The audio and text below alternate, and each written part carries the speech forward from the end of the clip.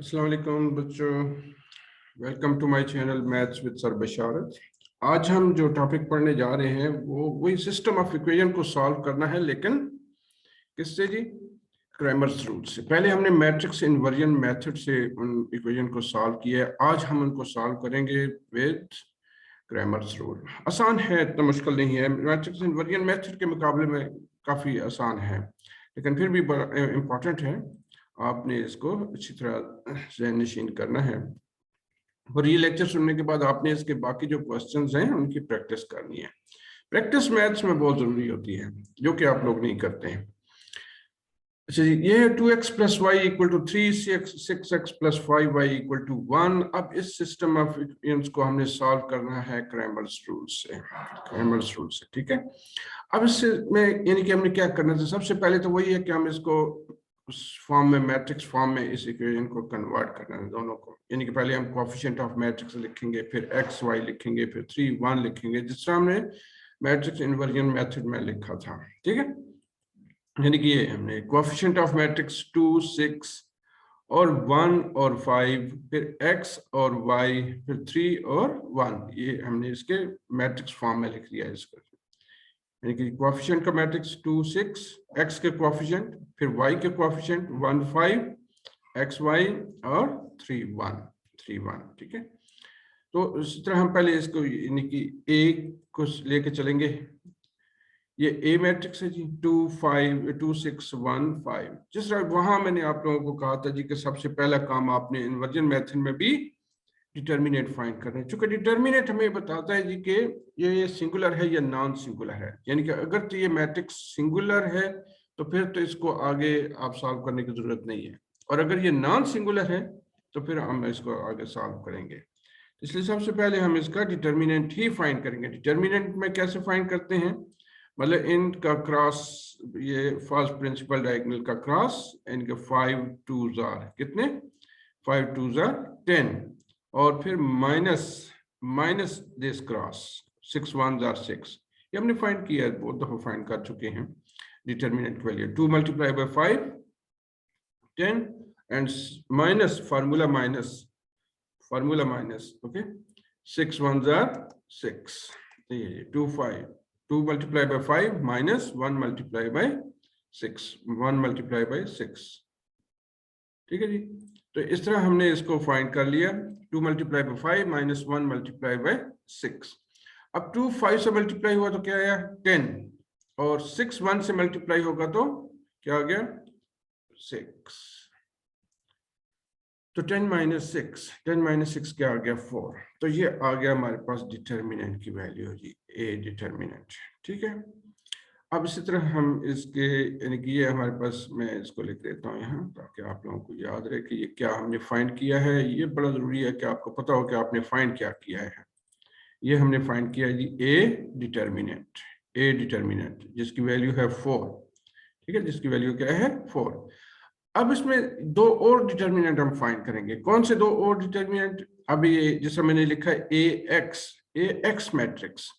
अब ए x matrix कौन सा है, यानी कि इसी मैट्रिक्स में हमने ये जो है ना 2 6, ये जो लिखा हुआ 2 6, एक्स के कोएफिशिएंट को हमने रिप्लेस कर देना है ये जो इक्वल किस तरफ मैट्रिक्स है, 3 1 के एलिमेंट के साथ, ठीक है। ये हमने एक्स के कोएफिशिएंट को रिप्लेस कर दिया इनके साथ। ये जो एलिमेंट है ये यहाँ लिख दिया एक्स के कोएफिशिएंट, ठीक है। 3 1 को यहाँ एक्स को कोएफिशिएंट को हटा के 3 1 लिख दिया।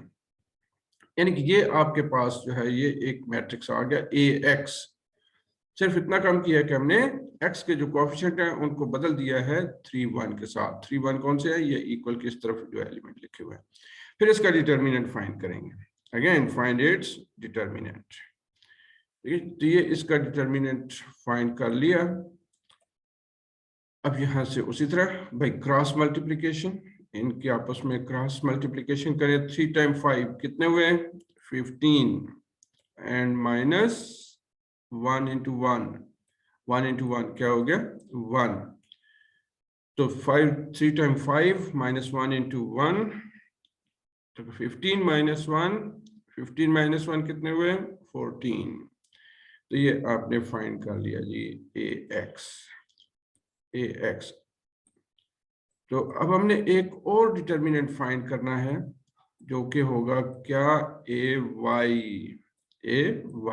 अब देखिए हमने पहले फाइंड किया ए determinant for original coefficient of matrix का डिटर्मिनेंट, फिर हमने फाइंड किया A x matrix. X matrix कौन सा होगा, ये एक्स के कोएफिशिएंट को हम रिप्लेस कर दिया 3 1 के साथ। अब हम नेक्स्ट स्लाइड पे ए वाई फाइंड करेंगे। ए वाई क्या होगा, यही मैट्रिक्स होगा लेकिन ए वाला, लेकिन इसमें हमने वाई कोएफिशिएंट को रिप्लेस कर देना है 3 1 के साथ। इतनी सी बात, वाई कोएफिशिएंट, इन कोएफिशिएंट को, ये जो 1 और 5 हैं, these are replaced with 3 1, these are replaced with 3 1। याद रखें, मैं ए और इनको दोबारा लिख लेता हूँ। ये ए हमने जो फाइंड की, चूंकि इनकी जरूरत पड़ेगी हमें, तो बार बार मैं पीछे नहीं जाऊंगा। तो ये ए डिटर्मिनेंट में फाइंड किया 4, और इसी तरह हमने फाइंड किया दूसरी, क्या फाइंड किया ए एक्स। तो A X is equal to 14, determinant A X equal to 14। तो ये दो चीजें हमने वहां फाइंड की हैं, इधर मैंने उनको नोट कर लिया। ठीक, अब ए वाई, वही ए वाई का मतलब यानी कि यहाँ थे वाई कोएफिशिएंट, उन वाई कोएफिशिएंट को हटा के हमने 3 1 लिख लिया, वाई कोएफिशिएंट को रिमूव करके 3 1 लिख दिया। तो अब इसका भी हम डिटर्मिनेंट फाइंड करेंगे, सेम प्रोसीजर डिटर्मिनेंट फाइंड करने का। यहाँ से क्रॉस 2 1s और 6 मल्टीप्लाई बाय 3, 6 मल्टीप्लाई बाय 3, यानी 2 multiply by 1 minus, this is formula, minus 6 multiplied by 3. So 2 1s are 2 minus 3 6 are 18. 2 minus 18. 2 minus 18 कितने हुए जी? 2 minus 18 minus 16. ये हो गया minus 16। अब ये काम आपका हो गया। मतलब 3 डिटर्मिनेंट हमने फाइंड किया, ये a determinant, A x determinant, A Y determinant. ठीक है, यानी कि आपको याद रखना है कि ए एक्स डिटर्मिनेंट कौन सा है, जिसमें हम x के कोएफिशिएंट मैट्रिक्स में x के कोएफिशिएंट को रिमूव करके 3 1 लिखते हैं, और ए y कौन सा है, जिसमें हम यहाँ y कोएफिशिएंट को रिमूव करके उसके बदले 3 1 लिख के तीसरा मैट्रिक्स बना लेना है, और 3 डिटर्मिनेंट फाइंड करने हैं। तो अब इन तीनों डिटर्मिनेंट की मदद से हम x y और ये फाइंड करेंगे x। अब x क्या है, ए एक्स डिटर्मिनेंट डिवाइडिंग बाई ए। अब देखिए ये ए एक्स हमने फाइंड किया हुआ है, ये अब सारी वैल्यू हमने फाइंड कर चुके हैं, ए एक्स डिटर्मिनेंट फाइंड किया हुआ है। अब इसको हम ए से डिवाइड कर देंगे, ए से डिवाइड कर देंगे। तो 14 डिवाइडिंग बाई 4, 14 डिवाइडिंग बाई 4। अब 14 4 को कैंसिल करता है, डायरेक्टली तो नहीं करता, लेकिन हम इसको सिंप्लीफाई कर सकते हैं 2 से दोनों को डिवाइड करके। 2 7s are 14 और 2 2s are 4, 2 से दोनों को डिवाइड कर दिया, 2 2s are 4 और 2 7s are 14। तो लिहाजा x की वैल्यू हमें मिल गई जी, क्या मिली x की value, x equal to 7 by 2।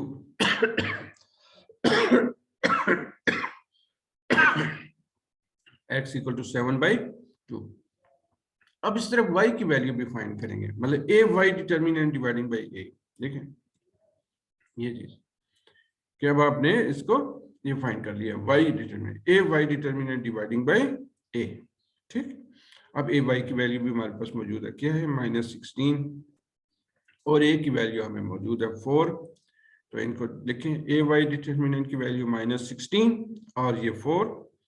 अब ये कैंसिल करते हैं, एक दूसरे को कंप्लीटली कैंसिल करते हैं, जो फॉर्म में होता है 4 4s are 16, 4 are 16। तो ये y की वैल्यू मिल गई हमें, तो y इक्वल टू -4। तो यही हमें फाइंड करना था, मतलब x की वैल्यू 7/2 हमने फाइंड कर ली, y की वैल्यू -7 फाइंड कर -4 फाइंड कर ली। ठीक है, तो this is called Cramer's rule. इसमें आपको पता है कि 3 डिटर्मिनेंट हमने फाइंड करने हैं, एक ओरिजिनल कोएफिशिएंट ऑफ मैट्रिक्स का जो डिटर्मिनेंट है वो फाइंड करना, फिर ए एक्स डिटर्मिनेंट फाइंड करना है जिसमें हम x के कोएफिशिएंट को रिप्लेस करेंगे 3 1 के साथ, फिर ए वाई डिटर्मिनेंट फाइंड करना है जिसमें हम y के कोएफिशिएंट को रिप्लेस करेंगे 3 1 के साथ, और फिर ये 3 डिटर्मिनेंट की value A x determinant, A Y determinant, फिर ये फार्मूले है x की value A x determinant dividing by A. यहाँ पुट करके हमने x फाइंड कर लिया, फिर y की वैल्यू फाइंड करने के लिए a y determinant dividing by a, तो उससे हमने y फाइंड कर लिया। ओके जी, this is about Cramer's rules. तो उम्मीद है आप लोग इसकी प्रैक्टिस करेंगे और अच्छी तरह तैयार कर लेंगे। तो वीडियो पसंद आए तो लाइक करें और शेयर भी करें। अल्लाह हाफिज।